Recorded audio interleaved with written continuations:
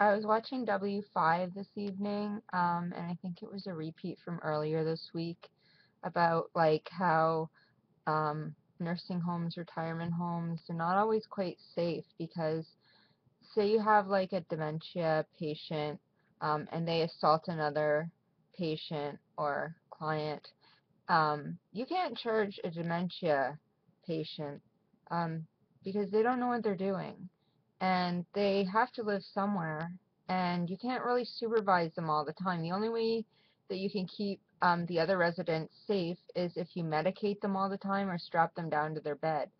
Um, so, which is true because I used to work in retirement homes and I actually was assaulted by a client. I didn't see clients assaulting other clients, but I know that for myself, um, I really couldn't handle it.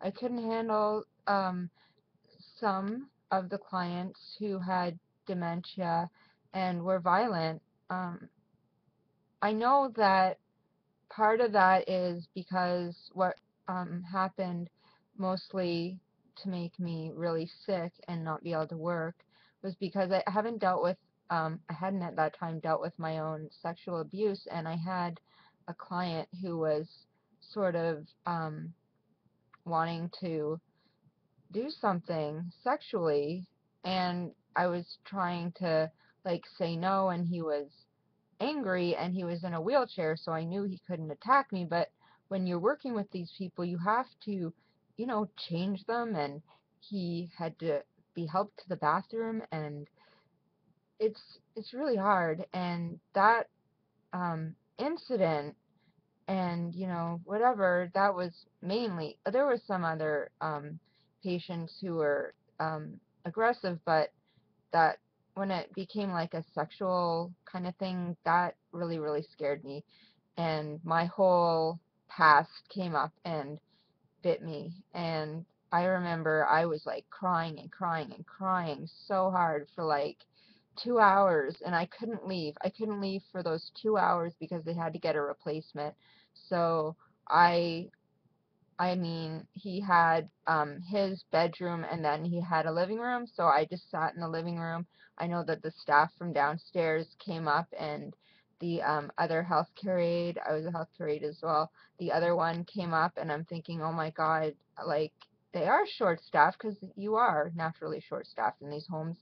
Like, what are they doing? They have to get to work, and they were all like, um, I guess like I was kind of having an out of body experience. I'm like, what are you doing? And I was just like having a meltdown, and they were they were telling me I could take a break, and I went and sat in the hall, and that didn't help. I was still crying, and finally when my replacement came, she said, "Oh, well, you're pretty. I can't, I can understand why he would want to do something like that to you." And I'm like, "No, no, that's not that's not the right thing to say."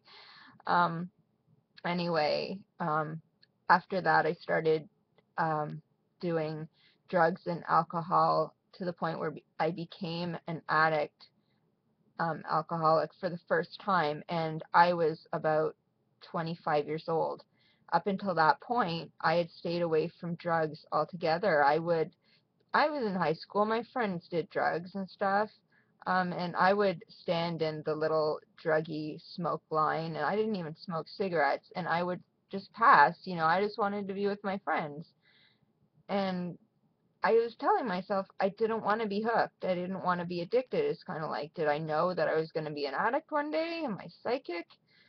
But that was the whole reason, because I drank, and I was okay drinking. I could drink or I could not drink. I didn't need to wake up in the morning and the first thought was like I need a cigarette or a drink, like when I did become a user. But so there was definitely a difference. I know when I switched over to becoming an addict, that was after that assault, and it was just, I think that sometimes you live your life for so long, because when I was molested, which I think what the assault was triggering, I was like 4 to 6 years old, and then no more. We moved.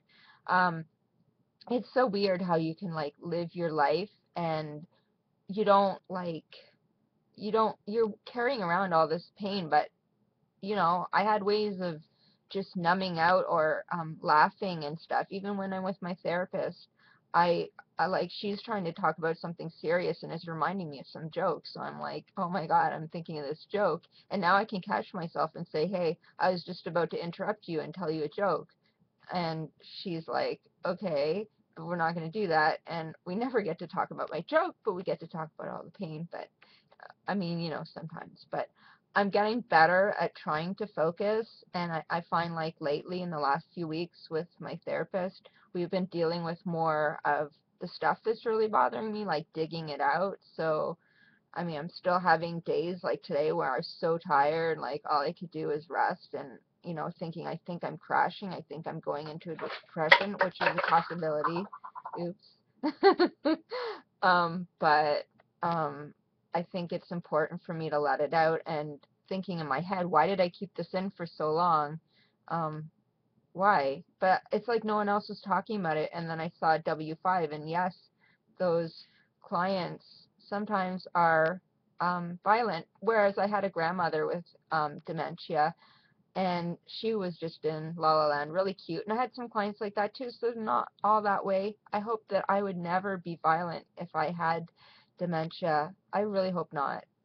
It would be like hell having that anyway, because you have moments of clarity when, at first at least, you know that something's wrong with you.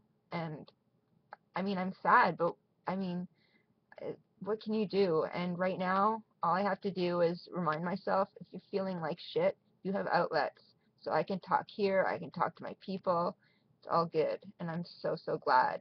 I'm so grateful for social media.